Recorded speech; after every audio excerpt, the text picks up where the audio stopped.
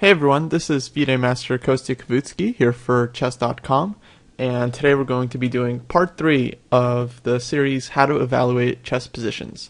So if you want an introduction to this series, what it's about, go check out part 1 here on our YouTube channel. And otherwise, if you're already familiar with the series and you know the drill, you should pause the video and evaluate the position in front of you. It is white to play. Okay, assuming you've paused the video and spent some time thinking about this position, we're going to start talking about some of the factors here that affect the correct evaluation. And a couple of things that you should have been looking at are the imbalances. So the first thing you'd probably notice is that black is an extra pawn, and this isn't the only feature that's important in the position, but it's good to keep in the back of your head that black is up a pawn, right? And the other things you should have been thinking about are things like king safety. You know, both kings don't have much cover, but whose king do you think is safer? Which side do you think has more active pieces? Which side can actually create threats to the enemy king? And of course, I'm sure all of you guys noticed that white has two bishops while black has a bishop and knight. So it would have been a good idea to try and evaluate which set of minor pieces would be stronger in this position. So with all those hints, it might be a good time to pause the video again and reevaluate and reassess some of the things like king safety and piece activity and things like that, and see how it all weighs up against black's extra pawn. The objective evaluation of this position is that white is much better, almost winning. There are a couple of reasons for this. The main reason is that, well, concretely, white can create a lot of threats here, and black can't really do the same. These two bishops on d4 and d3 are very strong. Not only are they pointed directly at black's king, creating the potential for a lot of checkmating threats and things like that, but they're also defending white's king really sufficiently.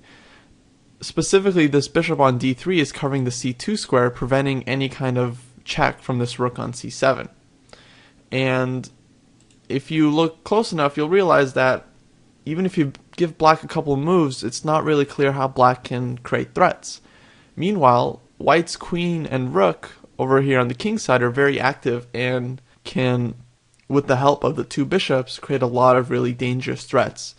And because of all these things, I think white's position is just winning here, both concretely and practically, in the sense that when you're playing a real game, it's a lot easier to find good moves when you have the initiative, you're on the attacking side. It's a lot harder to defend the position because you have to look constantly for all kinds of threats, right? And when you have the initiative, well, you feel good, you get into the game, and you start looking for all these tactics.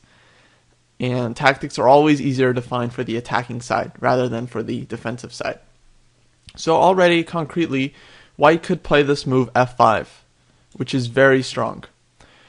Another thing I want to point out here is that black's knight on e4, a lot of you were probably thinking that this is a good piece, and centralized knights that are defended by pawns are generally very good pieces, but here the problem is that this knight is pinned to the king, and there's no way that black can really unpin.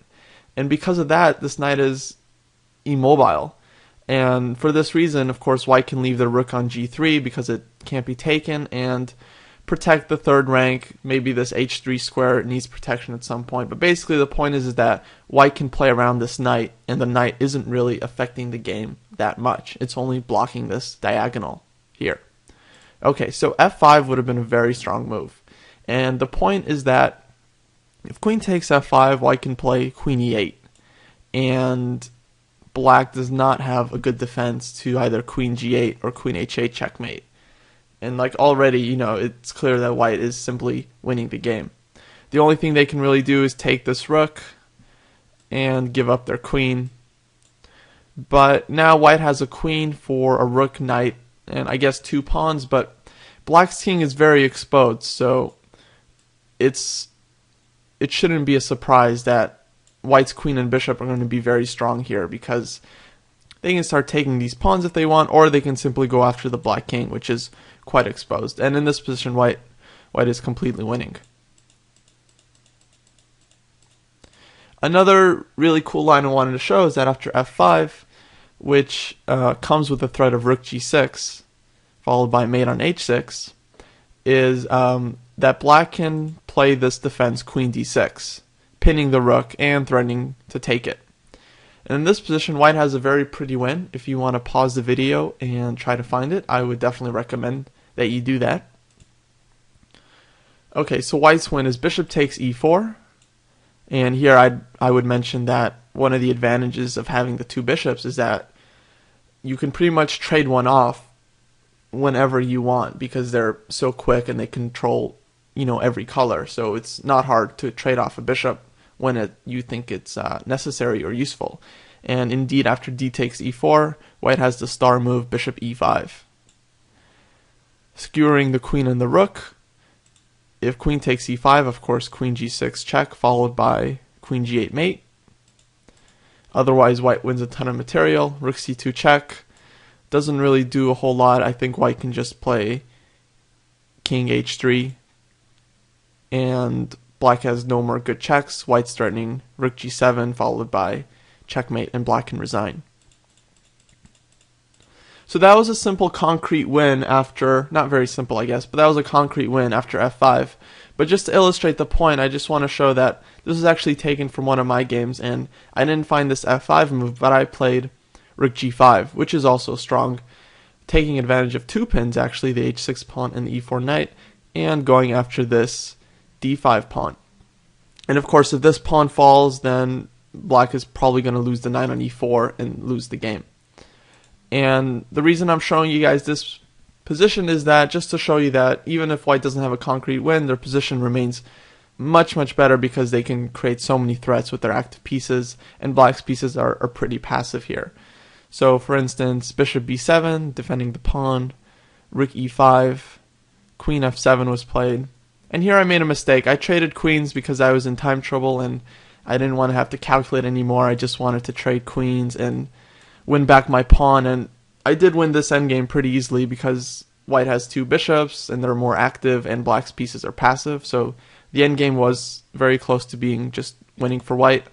But just to illustrate the point, a stronger move would have been queen h4, keeping the queens on the board and retaining the majority of white's advantage, which is that their pieces are active and are going to create threats very soon. And black doesn't really have a good way to stop the threat of f5, followed by rook e6 and taking this pawn on h6.